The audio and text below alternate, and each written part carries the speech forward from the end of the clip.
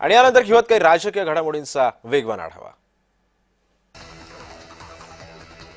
भाजपच्या नवनिर्वाचित प्रदेश कार्यकारिणीची आज पहिली बैठक बोलावण्यात आली होती आणि प्रदेशाध्यक्ष रवींद्र चव्हाणांच्या अध्यक्षतेखाली ही बैठक पार पडली होती। पदाधिकारी निवडीनंतर कार्यकारिणीच्या कामकाजासह पक्षाची ध्येय धोरणे सुद्धा आणि इतर बाबींवरती चर्चा होणार असल्याची माहिती आहे।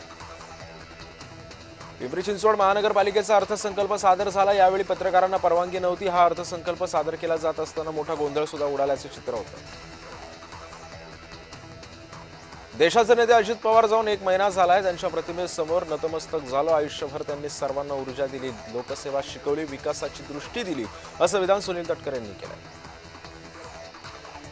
विरोधकांना पार्थ पवारांची राज्यसभेची खासदारकी खटकते का अशा दुर्दैवी परिस्थितीतही पार्थ पवार हे राज्यसभेवरती जातील। त्यांचा देखील वेगळा अनुभव आहे। अजित पवारांचे चिरंजीव म्हणून निश्चितपणे तो प्रभाव पडेल, असं वक्तव्य प्रदेशाध्यक्ष सुनील तटकरे यांनी केलं। नवी मुंबई विमानतळाला अजित पवारांचं नाव द्यावं अशी राष्ट्रवादीनं विनंती केली। राष्ट्रवादीचे मुख्य प्रवक्ते सूरज चव्हाण यांनी ही भूमिका मांडली।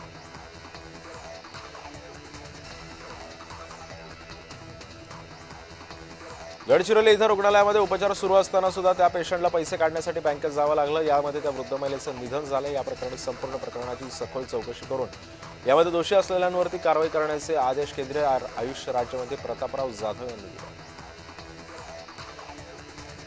किरीट सोमय्या यांनी उरण ईश्वरपूर नगर परिषदेला भेट दिली। जन्म प्रमाणपत्राच्या अनुषंगाने त्याचा आढावा सुद्धा घेतला।